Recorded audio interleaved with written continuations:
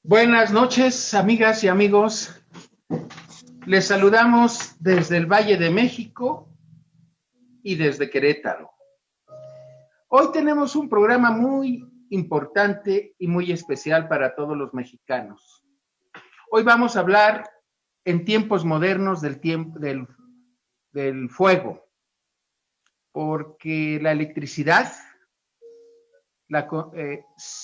es el simbolismo del dios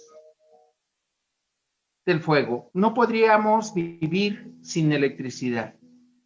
Pero por desgracia, como todo país periférico y dependiente, a través de la historia ha habido una serie de explotaciones tanto territoriales como humanas en este país. Hoy tengo el honor y el gusto de presentar a 4 compañeros o ex compañeros. Y cuando hablo de compañeros es porque todos aquellos que luchamos por algún espacio de la democracia y de la dignidad mexicana nos hace compañeros de viaje. Bueno, está con nosotros Fernando Oliva, Ricardo Arenas, Mario Benítez y Marcelino Peña. Vamos a hablar del sindicato del SME y vamos a hablar de la importancia que ha tenido a lo largo de la historia. Quiero también, querido auditorio, informarles que si les gusta nuestro programa, regálenos un like para que cada vez sea más visto. Y además quiero decirles que este prólogo que estoy haciendo es innecesario, pero sumamente importante. Aquí hay compañeros con mucha dignidad, aquí no los dirán. Hay un compañero, por ejemplo, que era del Comité Central y le renunció a un charro, a Esparza. Hay otro compañero, bueno, aquí tenemos compañeros luchadores, incluyendo al autor de un libro muy importante. Yo lo estoy leyendo, estoy fascinado, a veces con vergüenza propia y a veces con vergüenza ajena sobre los acontecimientos de este país y en materia eléctrica. Así que sin más, quisiera darle la palabra al que quiera. Díganme quién la quiere tomar, por favor. Este es Otras Voces y es otra mirada, otro enfoque. No desde los que nos ven desde arriba, sino desde los que nos ven desde abajo. Radio Numancia, muchas gracias a los productores. Posteriormente podrán ver o los podrán estar viendo por Facebook y por YouTube. ¿Quién quiere tomar la palabra? Mario o Fernando Oliva. Cualquiera, es de todos. ¿Tú, Fer? Entrale tú, Mario, primero. Correcto, sí. Voy con el permiso de también Ricardo, que está aquí con nosotros. Adelante, Mario, por favor. Agradecer a Radio Numancia, a Javier Molina. Pues aquí estamos, 11 años después del decreto que nos arrebató el futuro, nos despojó de una empresa, de un ingreso, de acceso a derechos, de una empresa de más de 100 años. Y bueno, pues no vamos a dejar que esto termine con un funeral. O sea, tuvimos un compromiso nosotros de defender el sindicato, nuestros derechos, porque somos de extirpe electricista. Han de saber ustedes y los que amablemente nos escuchan que por varias generaciones venimos trabajando para esta empresa que en sus inicios se llamaba la Mexican Light and Power. Y nuestros abuelos, tatarabuelos aquí desempeñaron pues su vida laboral y nos van heredando a nosotros esta extirpe, este compromiso. Y bueno, pues desgraciadamente, pues como vemos en el mundo, se va pues de manera brutal, va arrasando un ciclón neoliberal y va despojando. No solamente pasó en nuestro país, pasó en el mundo, que el mandato del Banco Mundial, del Fondo Monetario Internacional, fue acabar con las empresas públicas y tuvimos varias batallas antes de esta, que fue brutal, en donde logramos contener la privatización. La última antes de este golpe brutal fue en 99, cuando con el gobierno de Zedillo hubo una intentona por revertir, modificar el artículo 27 constitucional que le da la exclusividad al Estado para mantener la producción, la generación, la distribución y comercialización. O sea, es una empresa integrada por todos los factores de la producción bajo el sector público.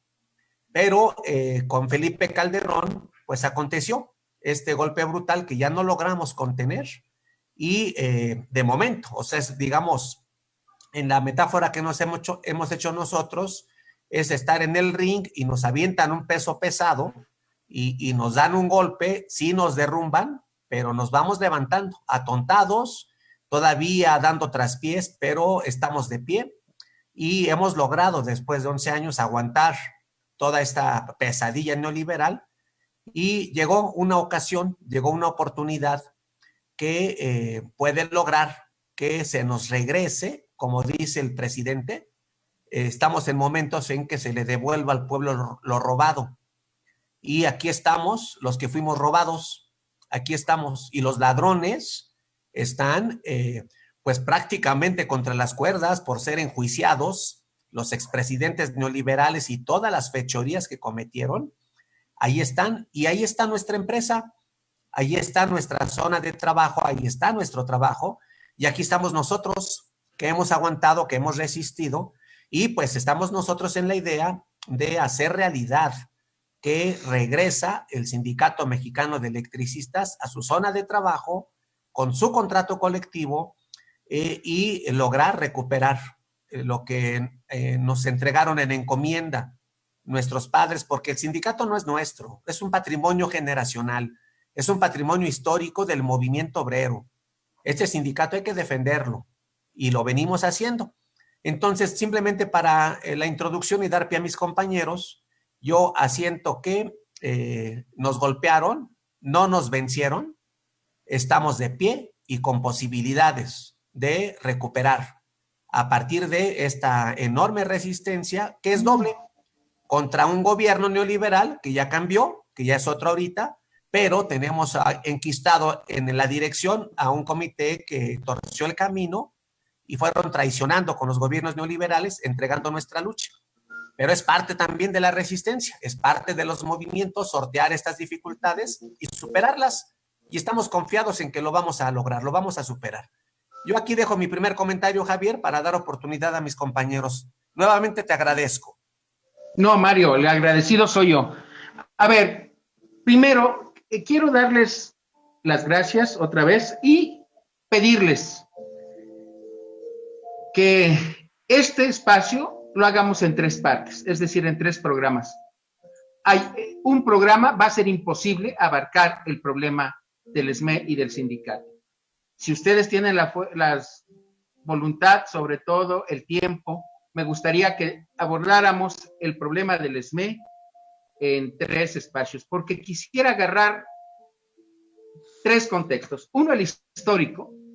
Estoy pensando en que en este diciembre, un 14 de diciembre allá, de por 1914 fue fundado, pero que desde antes venía dando una lucha con los compañeros que estaban en las comunicaciones, hoy sindicato de telefonistas, por ejemplo, ¿no? Y que también han sufrido un ataque brutal por parte del charrismo sindical, con un secretario general, Francisco Hernández Juárez, que lleva más de 40 años en el poder. Entonces, ese es el primer compromiso que les quiero pedir. Y, por favor, Fernando, ¿qué nos puedes decir? Muchas gracias. Primero agradecer a este medio importante, a ti, Javier. Y bueno, es importante transmitir o recordar o que siga latente en la memoria de todos los mexicanos lo que ha venido pasando con Luz y Fuerza del Centro. Esta empresa tan importante para los mexicanos data de 1903. Prácticamente ahí hay una alianza de muchos capitales transnacionales en donde se compone finalmente por lo que decía Mario, la Mexican Lion Power Company, y otra empresa, la Forewave Company, de capital canadiense, capital inglés, capital estadounidense y otros capitales. En 1914 nace el Sindicato Mexicano de Electricistas y evidentemente venía de una lucha, de un movimiento revolucionario. Ahí era patente la lucha que estaban dando los tranviarios, era patente la lucha que estaban dando los telefonistas y evidentemente la lucha del sindicato fue muy importante. En ese entonces, lo primero que se da es una huelga a 2 años, en 1916, por la búsqueda de mejoras, por la jornada de 8 horas. Porque hay que recordar que no se nos tiene que olvidar a los mexicanos que estas empresas, insisto, estaban en manos del capital extranjero. ¿Y qué se generaba con esto? Pues la sobreexplotación de los trabajadores, no había condiciones de mejora para ellos y sus familias. Y también hay que decir que, por ejemplo, todas estas empresas llegaban y ponían las plantas de generación, las subestaciones o toda la infraestructura, despojando las tierras de los que en ese momento eran propietarios, ¿no? De los campesinos que eran dueños, los despojaban de sus tierras y evidentemente imponían sus instalaciones ahí.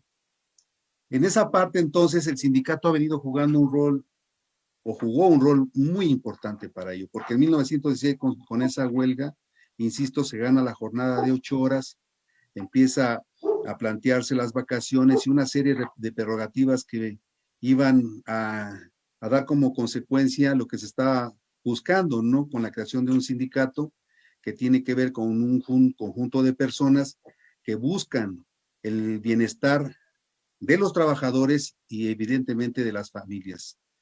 Entonces, ahí empieza la lucha histórica del sindicato.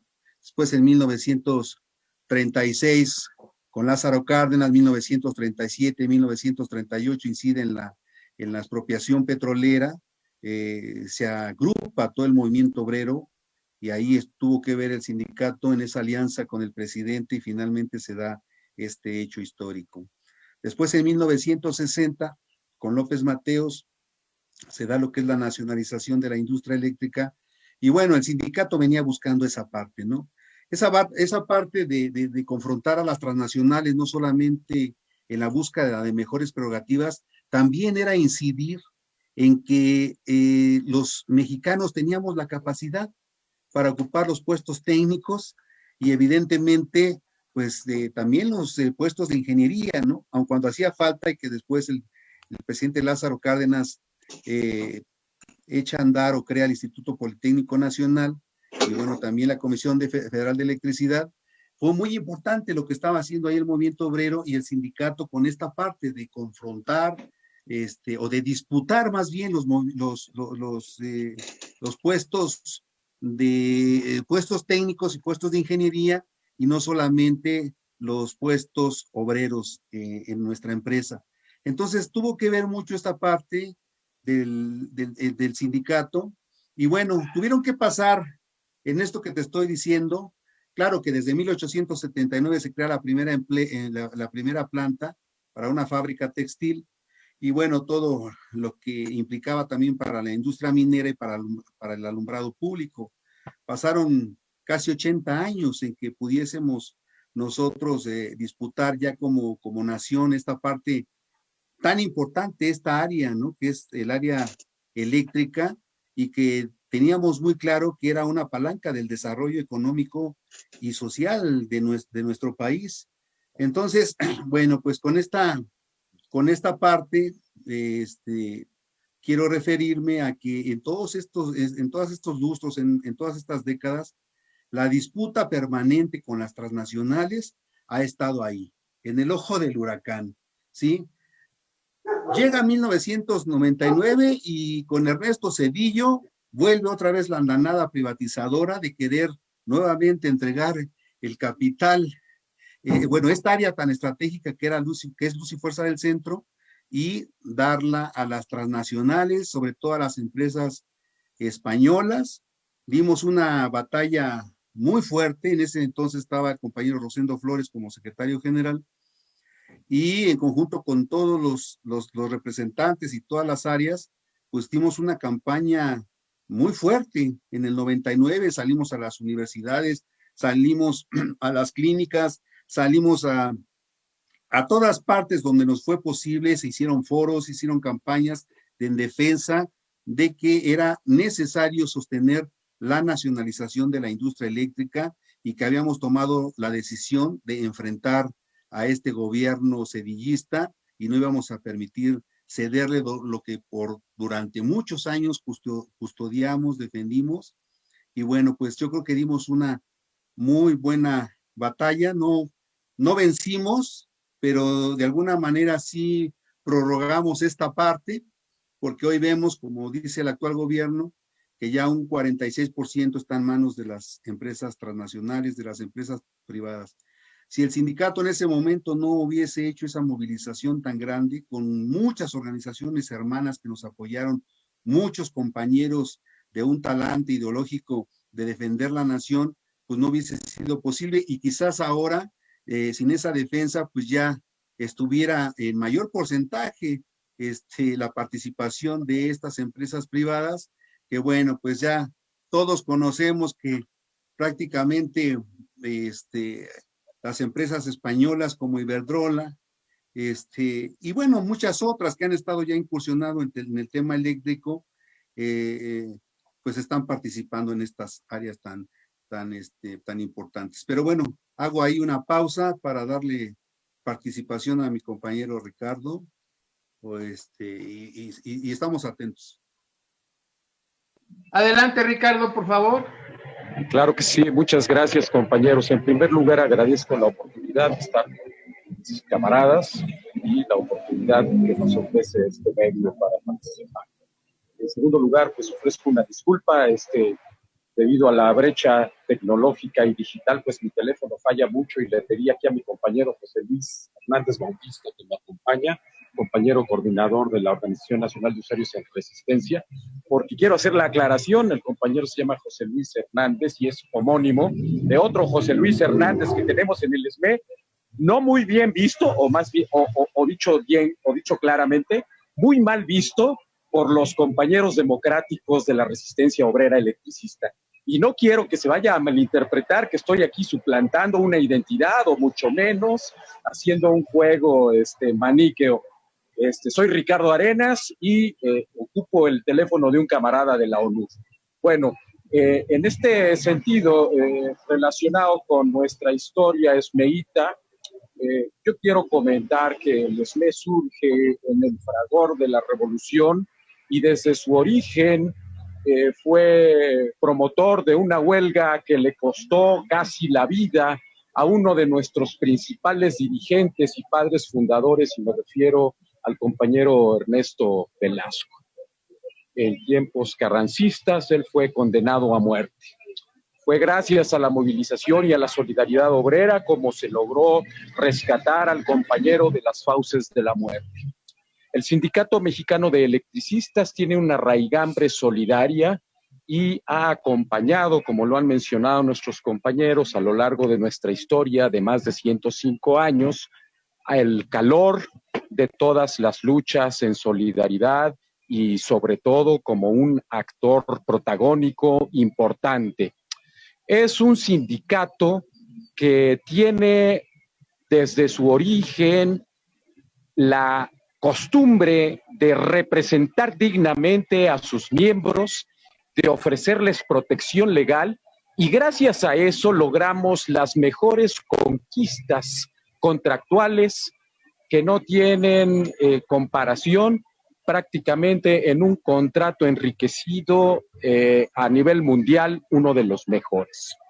Esto habla de la identidad clasista, de lucha, de independencia, de solidaridad, de representatividad, de un sindicato digno, de un sindicato obrero, de un sindicato que se logra diferenciar del común de los sindicatos corporativos en nuestro país, que son prácticamente correas de explotación y de simulación, como a lo que ahora se convirtió nuestro Sindicato Mexicano de Electricistas, y lo digo con mucha amargura, que es la lucha que enfrentamos, porque nosotros, los esmeitas, no solo enfrentamos la declaración de muerte del fascismo, de las transnacionales, orquestado por el gobierno fascista de Calderón o por el Estado mexicano en su etapa neoliberal.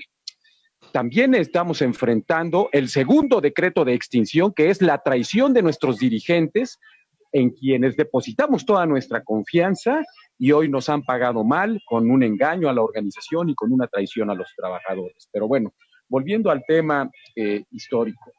Nosotros como organización también, como comentaba Fer, en los albores de la nacionalización en el 60 con López Mateos, pues también hubo un antecedente. El antecedente de la nacionalización pues fue la lucha de la sociedad organizada con el Sindicato Mexicano de Electricistas, promotor de la organización ciudadana, de la organización de los pueblos, barrios, con los comités de defensa proletaria, por la electrificación en todo el país, por la democratización del sindicato y por las conquistas obreras. Es decir, el Sindicato Mexicano de Electricistas, no hay un día, no hay un segundo en la historia que no esté de una o de otra forma imponiéndose con su participación, con su gallardía, con su protagonismo en la identidad clasista que lo caracteriza. Y pues todas estas cuestiones pues fueron fraguando a lo largo de la historia conquistas para los trabajadores, salarios dignos, y pues a esto también obedece el golpe artero que nos dieron, el golpe cobarde, violento, perfecto, y esto también hay que decirlo, perfectamente bien orquestado, perfectamente bien planeado, una acción quirúrgica en donde yo tengo la hipótesis que, siguiendo la línea de la historia y viendo las conclusiones a las que estamos llegando, donde se está evidenciando la traición de nuestros dirigentes, pues yo sostengo la hipótesis de que aquí en el golpe al ESME y a Luz y Fuerza vamos a tener que exhibir las responsabilidades de nuestros dirigentes, porque ellos son culpables de la división del sindicato, no solo, como acertadamente dice el presidente Andrés Manuel López Obrador, de que nos dividieron los políticos, nos dividieron desde afuera. Sí, eso ocurrió. El sindicato en el 2009, cuando nos golpean, estábamos en una crisis muy fuerte porque había una gran corrupción en el sindicato, había una descomposición sindical, había una pugna interna por la representación de los trabajadores, y esto lo aprovechó el Estado mexicano, pero la descomposición también es parte de nuestro actual dirigente sindical o la actual dirigencia, que en ese entonces ya era dirigentes y ellos formaban parte de esa gran descomposición que estábamos impugnando los trabajadores. Pero bueno, todas estas cosas las tenemos que ver con frialdad para identificar en el devenir de la historia, con los antecedentes de la historia, con las responsabilidades que cada quien tenemos, desde trabajadores hasta dirigentes, o en el orden que ustedes quieran ver, para que hagamos un análisis muy concienzudo que nos permita identificar dónde está la traición. Si la traición de nuestros dirigentes es un hecho posterior al golpe, donde viéndose derrotados a partir de sus características de ambición, deciden traicionar para enriquecerse, o si es un golpe orquestado desde el origen con una política dirigida a acabar no solo con el ESME, sino con lo que posteriormente vimos que es la reforma energética, que es acabar con la propiedad estatal sobre el dominio de la producción de energía y todos sus derivados, porque pues la privatización, la reforma energética, pues apuntaba para algo extremadamente violento para el pueblo de México, que inclusive pues en sus conclusiones pues también generó o detonó las resistencias sociales, donde nuestros compañeros usuarios han jugado un papel importantísimo, donde también otra parte de la historia tiene que ser contada desde la perspectiva de ese sujeto agredido y que también fue traicionado por el Sindicato Mexicano de Electricistas, donde también hay que poner los puntos sobre las IES, el movimiento de los camaradas usuarios de resistencia de la electricidad. Quisiera dejar aquí mi comentario. Gracias, José Luis, muy interesante tu comentario. Ricardo Arenas. Perdón, Ricardo, perdón, sí. Es que el detalle es el teléfono, que ya me acordé que dijiste que lo tienes prestado. Ricardo, muy acertado y muy interesante este análisis, precisamente porque ustedes son una parte importante, y el sindicato, que ustedes como entidad pública representan la dignidad de muchos trabajadores. Recuerdo que fueron de alguna manera usados desde el carrancismo para que los enfrentaran con las fuerzas zapatistas, y siempre han sido una parte importante en la historia de México. Yo creo que en ese sentido deberíamos de trabajar este trabajo de hacer público lo que está pasando en el sindicato del SME, y quisiera también la opinión del compañero Marcelino, al cual le agradezco mucho que por medio de ellos hayamos logrado llegar a todos ustedes. Marcelino Peña, ¿qué nos puedes decir? Muy bien, maestro Javier. Gracias. Ya llegamos a este objetivo de tener presente aquí a mis compañeros para exponer todo el tema del conflicto Luz y Fuerza. Yo te voy a decir, como trabajador de Luz y Fuerza, ¿verdad? Que todo lo que ha significado la trayectoria histórica de la empresa, ¿verdad? Ha servido para el desarrollo nacional. Debido a nuestro trabajo, integración sindical, ¿verdad? Quiero decirles, compañeros, que también ese crecimiento económico del país es bien claro, la aportación que hace la industria eléctrica y sobre todo los trabajadores del SME, que inclusive siempre en su incansable derecho o de buscar el derecho laboral, logró hacer conquistas, que nuestro contrato colectivo es uno de los más avanzados de México, y tenemos entendido también que del mundo, ¿no? ¿Qué gremio, qué sindicato no quisiera tener un contrato colectivo como el de nosotros? Sabemos que inclusive dan ese ejemplo, que por ejemplo puede estar más arriba de los petroleros, ¿verdad? Puede estar más arriba que los del mismo SUTER.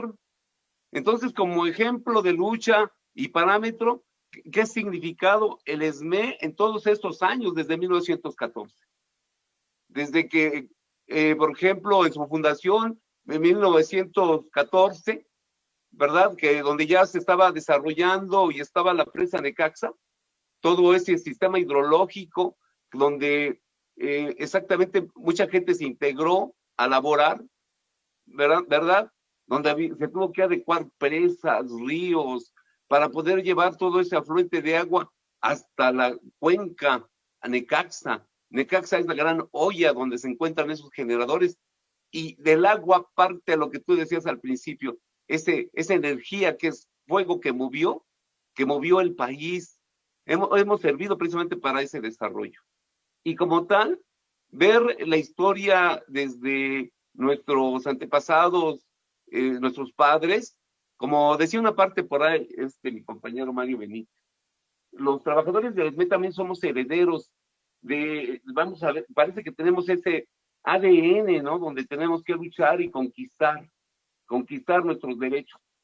Y eso es a lo que hemos llegado a esta altura, pero al mismo tiempo despojados en el 2009, ¿verdad?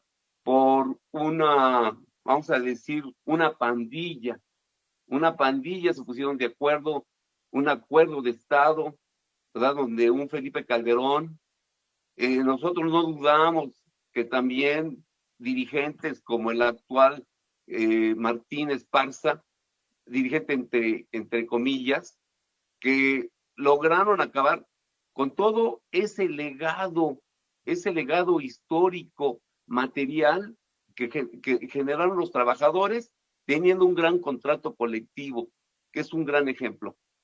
Esas son mis palabras, maestro Javier. Gracias. Gracias, amigo Marcelino. Quisiera pedirles que nos ayudaran un poco a hacer este encuentro entre cuál fue la primer traición de una dirigencia del sindicato a sus bases trabajadoras y la que tenemos hoy, actual. Porque los que estamos de fuera tenemos la impresión de que los líderes sindicales tienen fuertes intereses económicos.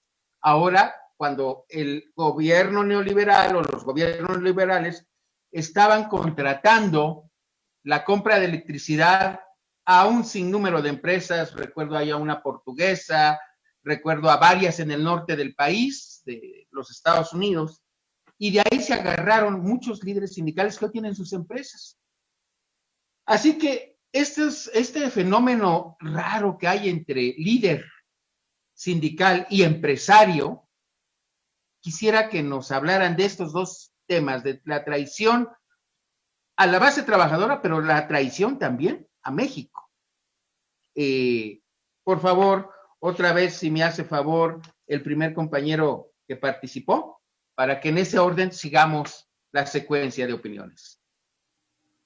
Sí, pues van de la mano. Lo que preguntas es algo bastante profundo.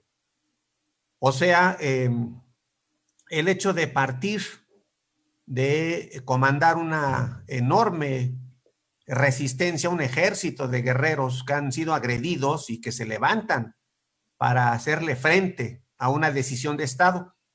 Entonces, cuando decimos decisión de Estado, es un Estado que ha sido totalmente tomado por las transnacionales y por intereses que de facto indican por dónde llevar la riqueza pública y cómo trasladarla a manos privadas. Hoy está totalmente documentado a partir de la declaración de Emilio Lozoya Austin cómo es que este tipo de reformas se fueron aprobando sobre sobornos, sobre billetazos, la compra de legisladores, sobre todo del PAN, del PRI, y que pues estuvieron sujetos a una prostitución política y entregados al mejor postor para levantar la mano.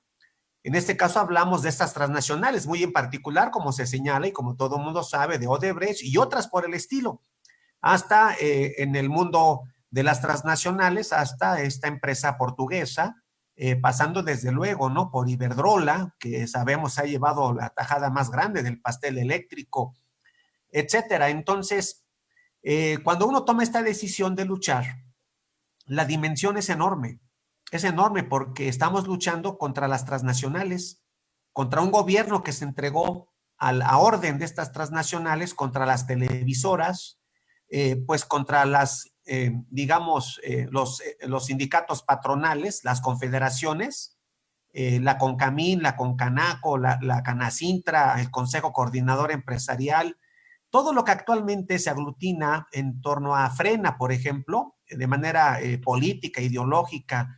O sea, es una lucha totalmente desigual, muy, muy desigual, porque pues estamos nosotros sin esos recursos, sin posibilidades de estar en una lucha de igualdad, pero sabemos que esto es parte de la guerra de clases, de la lucha entre el obrero y los patrones, y decidimos, porque el sindicato es eso, es un instrumento, un organismo de defensa proletaria, es un organismo que tiene que enfrentar a favor de los trabajadores, enfrentar al capital e impedir la explotación y abrazar las causas obreras propias y ajenas. Entonces, pues sí, es una lucha bastante noble, muy, muy heroica y llena de sacrificios. Yo creo que sobre este ejemplo, ubico la primera cuestión que comentas. Un ejemplo para mí icónico de esto es el de Cayetano Cabrera. Él es un compañero, ingeniero, egresado del Politécnico Nacional. Lo comentó Fer, el Poli, pues creado por el general Cárdenas. Cayetano, junto con cerca de 100 compañeros, encabeza una huelga de hambre. Esto es en el año de 2010 y tras 90 días, pues notamos ahí, yo en mi balance, ese es un primer hecho de traición al interior de nuestra lucha. Negar esta gesta, aceptar negociar con el gobierno de Calderón a cambio de pues entregar este sacrificio con promesas y la posibilidad de una empresa, de una toma de nota y dándole la espalda a esta enorme gesta y al trabajo que es nuestra demanda. Hay un momento, esta es la parte heroica y la traición, hay un momento donde Javier Lozano intenta comprar al ingeniero Cayetano y le dice que levante su huelga de hambre y a cambio Cayetano tendría un trabajo en CFE y un tiempo completo, un trabajo de tiempo completo en el Politécnico, garantizándole un beneficio para él y su familia, nada más, a cambio de que levante la huelga de hambre. Y Cayetano contesta, esto está documentado en el libro y está documentado en la prensa. En los medios de comunicación, Cayetano responde que sí, que él acepta levantar la huelga de hambre para favorecer a su familia, nada más que su familia son 44,000 trabajadores electricistas. Y esa es una respuesta, pues para mí, a mí me llena de orgullo, ese es el ESME, ese es el ESME. Y Martín cayó en la corrupción. Hay otro momento que también para mí expresa esta traición a lo interno, y es cuando ya se va concretando todos estos acuerdos. La creación de una empresa privada, entregar la lucha, obtener para Martín y su familia y los 26 miembros del comité liquidaciones supermillonarias y condenar a la traición a los compañeros más viejos de esta lucha que tenían 23 años de antigüedad laboral al momento del decreto y venderles el cuento de que serían jubilados, aceptando entonces pues el firmar para que se liquiden, y esto fue una traición. Este es otro momento para mí icónico, que me va comprometiendo cada vez más con estos compañeros, conmigo mismo y con mi padre y mi abuelo, que son los que me encargaron el sindicato, el contrato, etcétera. Este contrato, este convenio oscuro, este pacto de traición, donde el comité se enriquece y traiciona la lucha de todos a cambio de una empresa y de millones, fue firmado por todos los miembros del comité, salvo por Fernando Oliva, aquí presente. Y para mí ese es otro momento histórico de esta gesta de quienes hay, o sea, no en el movimiento obrero, digamos, esta lucha de resistencia anónima, como tú dices, bien dices, pues estas dos cosas, estos dos ejemplos, a mí me marcan y a muchos nos marcan, porque esto no puede ser traicionado, no puede ser vendido, es la historia de Judas que acepta por monedas de plata vender una causa, una idea a su maestro, a su Dios. O sea, eso no puede ocurrir. Eso, bueno, ocurre en la historia, pero ocurre también la otra parte, de gente que no acepta traición, de gente que no se vende. Y entonces, eso es a lo interno. ¿Qué sucede a lo externo? Martín tiene digamos, tiene el prestigio del ESME, porque esto no se sabe, porque esto cuando uno dice hacia afuera, está pasando en el ESME una traición, Martín es un dirigente charro, pues con el prestigio del ESME hay un reparo, o sea, la gente más de afuera como que no le cree, no acepta, no es fácil luchar contra un prestigio histórico que monopoliza Martín Esparza y Humberto Montes de Oca. No es fácil, pero hay que estar del lado de la verdad, del lado de la razón. Y entonces, cuando se cede toda esta lucha a cambio de la empresa, aquí yo ya encadeno, engrano el momento de la traición al país, porque reniegas de toda la lucha anterior, cuando recuperamos esta empresa, cuando luchamos por la nacionalización, cuando, como señalaba Ricardo Arenas, nuestros padres fundadores iban a ser llevados al paredón con Carranza y otros enfrentaron la prisión. Entonces, acabas tú con una empresa privada, transnacional, portuguesa, enriqueciéndote, y a la fecha, cuando ya, eso es cuando se pacta con Peña Nieto, pero la traición continúa, Javier, la traición continúa. Ya con el gobierno actual, esto quizás lo comentemos más adelante porque entiendo que vas a aperturarnos un poco más de tiempo para seguir profundizando esto, pero el gobierno actual se ha propuesto recuperar la soberanía energética, contener la incursión de los privados. ¿Hasta dónde llegaron? También lo comentó Oliva. ¿Hasta dónde llegaron los privados? Actualmente detentan el 46-48% de la generación. Y la diferencia, 52 o 54%, lo hace el sector público. O sea, casi llegamos a la mitad de generación de electricidad público, nosotros la mitad y el privado la mitad. Y si no detenemos esto, pues van a ser cada vez ellos más grandes y nos van a comer. Entonces el gobierno detiene esto, ya no va a dar más permisos, ya no va a dar concesiones, ya no va a permitir que se genere más por los privados.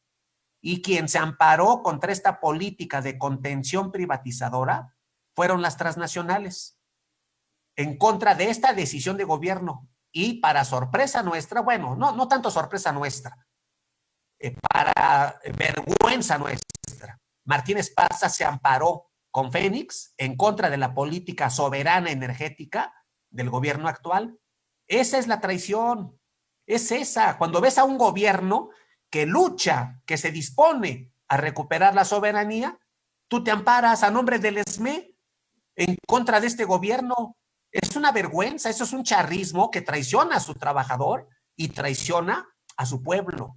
Eso es lo peor que hemos vivido, es el peor dirigente que ha conocido el ESME en sus más de 100 años, es el peor dirigente, el peor, es la peor traición que hemos padecido.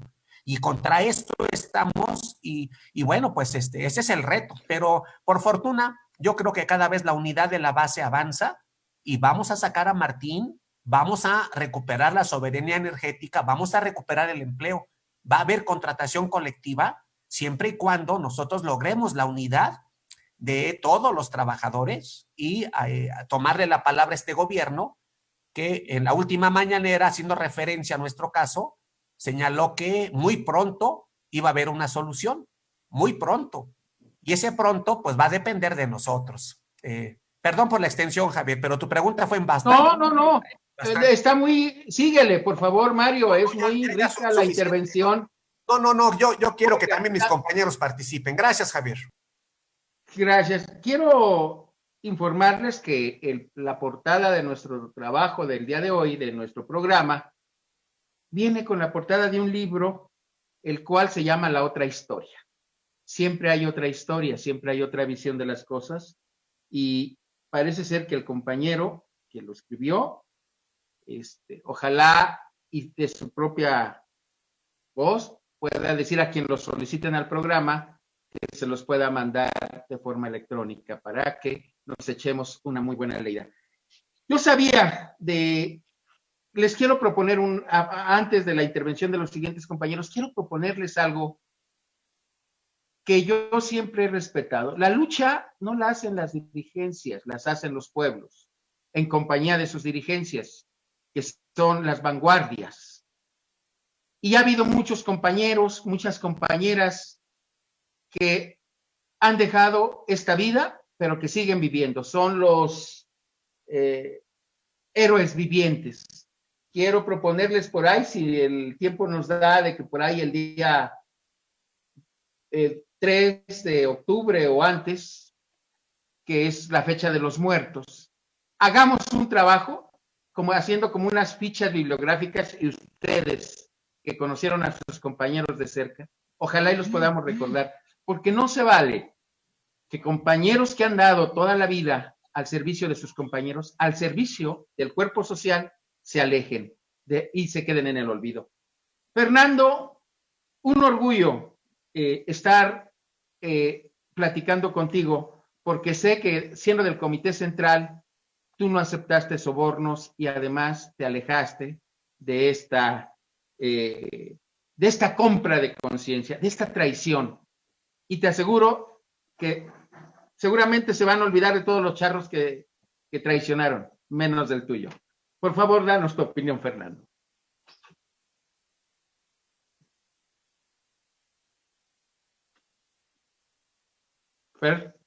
Fernando. Tu micrófono, Fer.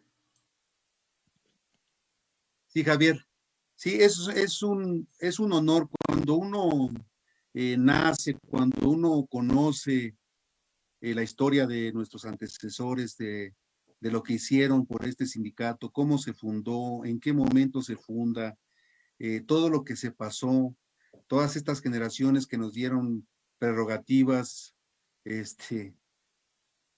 muy importantes como la jubilación, como vacaciones, como la jornada de 8 horas, como aguinaldo, una serie de prestaciones que se ganó con lucha, esfuerzo por cientos de trabajadores.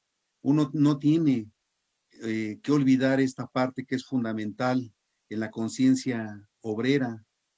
Y yo creo que para mí siempre he pensado como uno, desde mi punto de vista, de los más importantes ideólogos en nuestro sindicato, que fue el secretario general Francisco Breña Alvírez, que decía que, bueno, pues un verdadero sindicalista tiene que partir siempre del interés colectivo y desprenderse siempre del interés individual. Entonces yo creo que esa parte es fundamental en esta lucha que desafortunadamente tuvimos que enfrentar en 2009. ¿Sí? O sea, esta parte del neoliberalismo finalmente ha sacudido todas las esferas, todos los sectores estratégicos de nuestro país: minas, telefonía, tierras, puertos, aeropuertos, la banca, ferrocarriles, la siderurgia, la empresa petrolera, la industria eléctrica. Entonces yo creo que este sistema rapaz que ha dejado miseria, pobreza, miles de compatriotas que se tienen que ir a buscarse una mejor vida en Estados Unidos y en otras partes del mundo, pues las tenemos que tener muy presentes. No tenemos por qué olvidarlas. Y en el sindicato, algo que quiero destacar, que decía también Mario, es que para nosotros ha sido remar contra dos corrientes, porque no solamente enfrentamos el poder del Estado, sino también ahora enfrentamos a un líder sindical que desafortunadamente lo cooptaron, le llegaron al precio y finalmente entregó un movimiento genuino, de profunda conciencia de clase, de lo que tenía que ser en ese momento, en el 2009, que era resistir, salvaguardar al sindicato y por ende seguir luchando porque regresara a la empresa. Entonces, desafortunadamente este líder flaqueó y ahora tenemos como consecuencia esta parte que para nosotros ha sido remar contra esta doble corriente, pero sobre todo sobre esta última que tiene que ver con que ese prestigio ganado a lo largo de los 106 años que tiene el sindicato, de prestigio, de hermandad con otras organizaciones obreras de conquistas, pues este líder charro las ha venido a echar al basurero, ¿sí? Pero solamente como líder, porque los trabajadores tenemos bien claro el papel histórico que tenemos que seguir impulsando.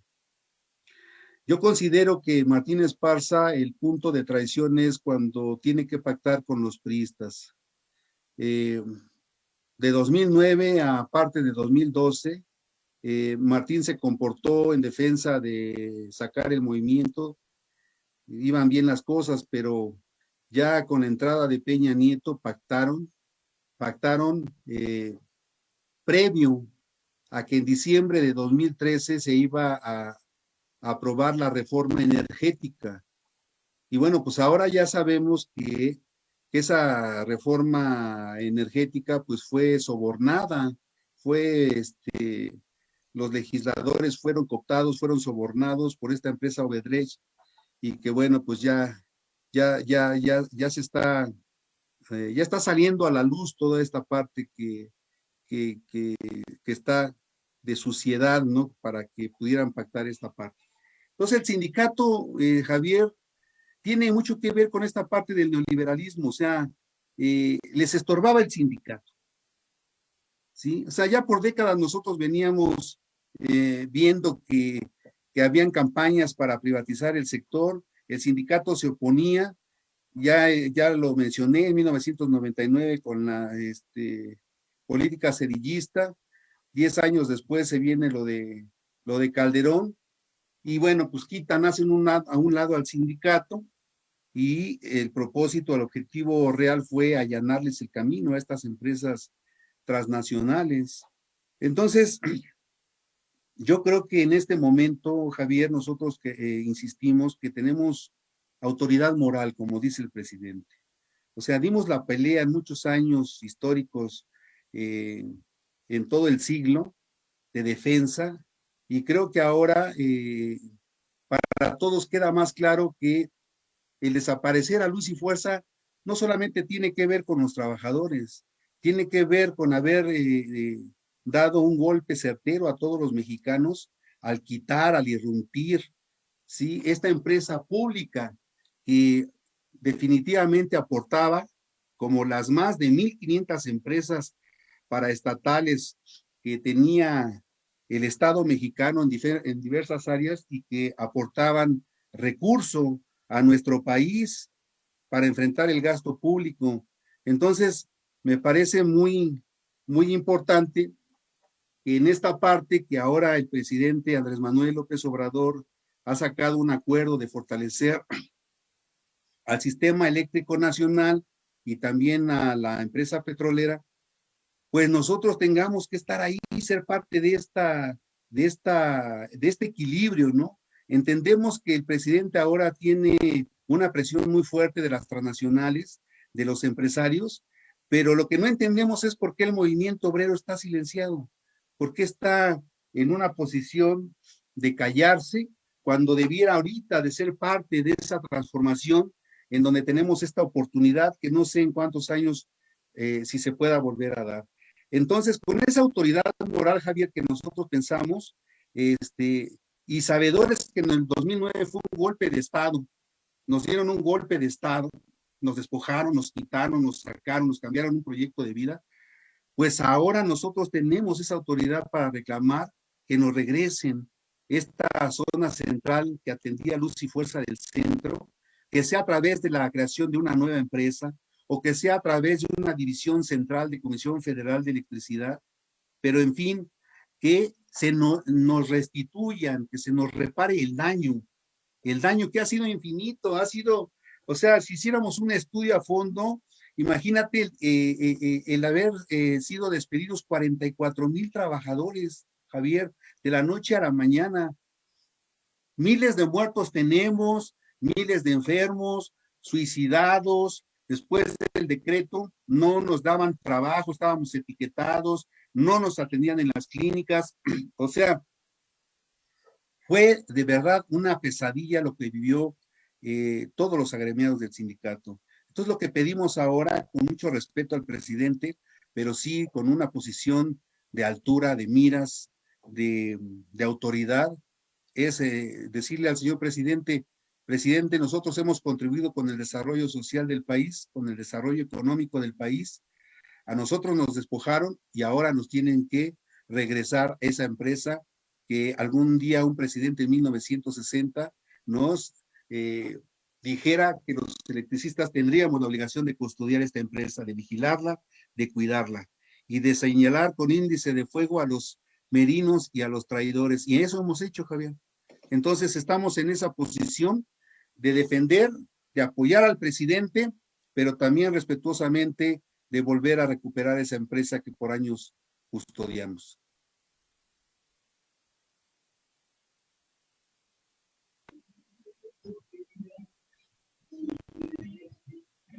Javier, tienes tu micrófono apagado. Perdón.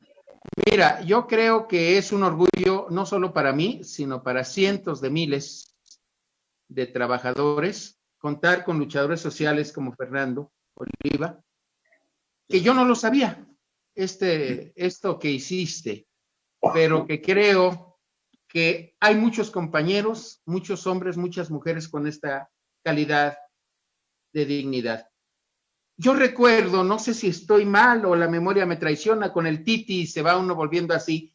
Yo recuerdo que creo que era un sábado cuando se hizo la requisa, así se conocía en teléfonos, la invasión de fuerzas de fuera a través de la policía, y creo que había un juego de fútbol, entonces creo que se creó aquel esquema de pan y circo.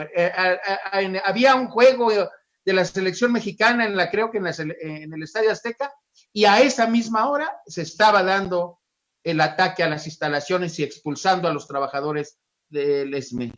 Si es así, Ricardo, házmelo conocer, por favor. Sí, en efecto, estaba un partido de la selección nacional disputando el lugar para la participación en la Copa Mundial de Sudáfrica, me parece. Y pues la atención de nuestro México futbolero y enajenado, pues estaba concentrada en el resultado, que por cierto fue favorable para México. Y mientras esto ocurría, aquella acción quirúrgica que comentaba yo, pues entró en operación con la toma armada, militar, policíaca, de todos los centros de trabajo de Luz y Fuerza consideradas como áreas estratégicas. Y ahí inició nuestro batallar. Pero yo quiero insistir en que estos visos de traición tienen sus antecedentes, tienen sus destellos que se logran ver con un poquito de afinar, de aguzar nuestra visión. Mira, decía hace ratito acertadamente Fernando, el ESME es una identidad colectiva. Como identidad colectiva, su riqueza es el conjunto. Y nosotros ahorita, en conclusión, en el momento más importante de la resistencia, nuestra dirección espuria nos viene a decir que ya está el acuerdo para la solución del conflicto. Y la conclusión de esa solución del conflicto es que tenemos un grupo selecto, minoritario, de cúpula, millonario, y tenemos a todos los demás empobrecidos y lo peor del caso, ya liquidados, ya prácticamente desahuciados legalmente y con un futuro desolador, donde estamos cargando no solo la pobreza, la miseria y la precariedad, sino hasta el fallecimiento y el adelgazamiento de nuestra plantilla motivado por la enfermedad, por el tiempo, por el paso del tiempo.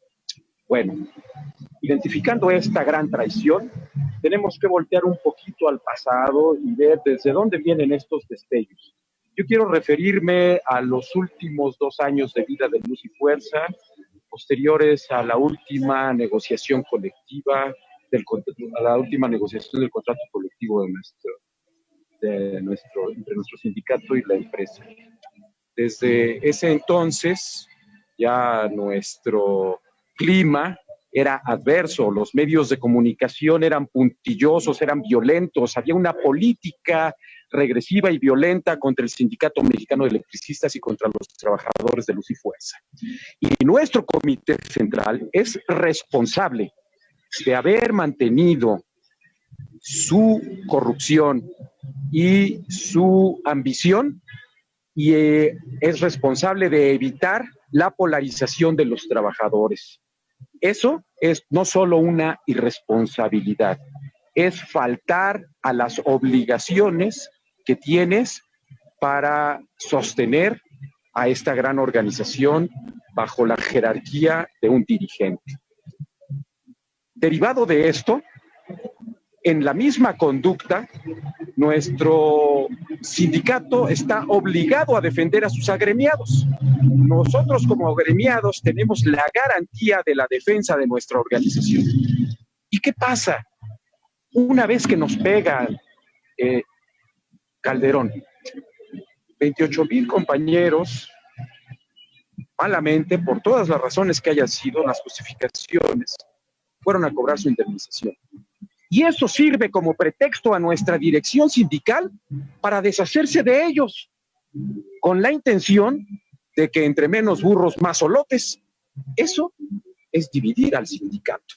¿En qué cabeza cabe que una organización que cuenta con 66,000 miembros, de ellos 44,000 trabajadores activos, donde 28,000, 2 de cada 3, se indemnizan, y por ese solo hecho te deshaces de ellos?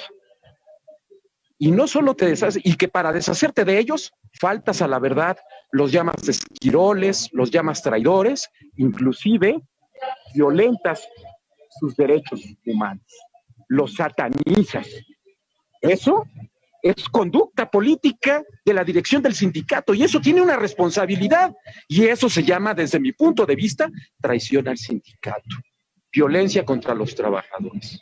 Bueno, derivado de esto también, de esa política, no es una política equivocada, es una política conducida para fines que ya conocimos. Otra parte de la traición, o derivado de esta misma, otro derivado de esta misma traición, es la violencia política que se vive en nuestra organización. Los compañeros que estamos en este programa somos víctimas de persecución, satanización, violencia física, violencia psicológica, todo tipo de situaciones adversas contra nuestras personas, contra nuestros derechos humanos, contra nuestros derechos laborales, incluso contra nuestras mismas familias. Esa forma de descomposición y putrefacción sindical, pues también es un derivado de la traición. O sea, son los vistazos, los destellos que nos permiten iluminar que las cosas están mal. El abuso de nuestra organización, como decía Mario, del nombre de nuestra organización, también es traición.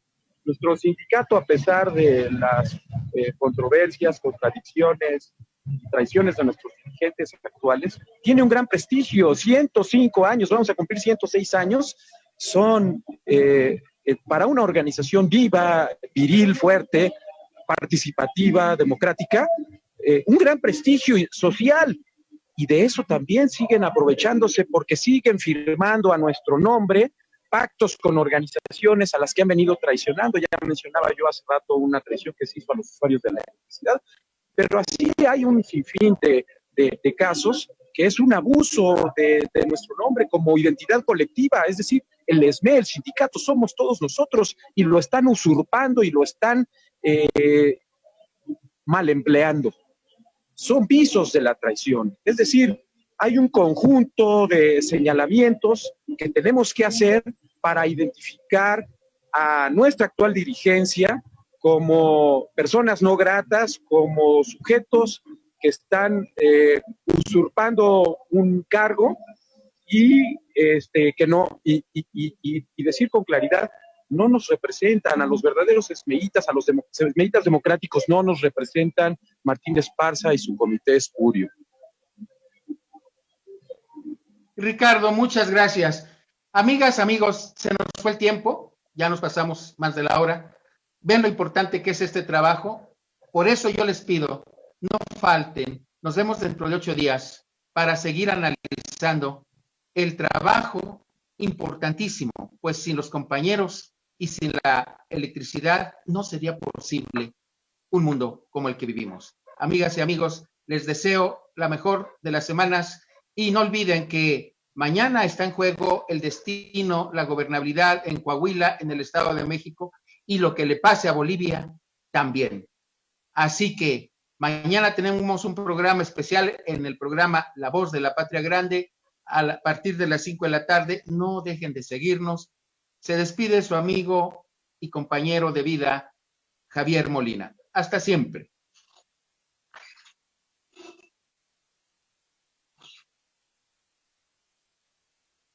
La gente perdida. Listo, ya estamos fuera del aire. Para eso hablamos. Gracias, Frauke. Muchísimas Jesús.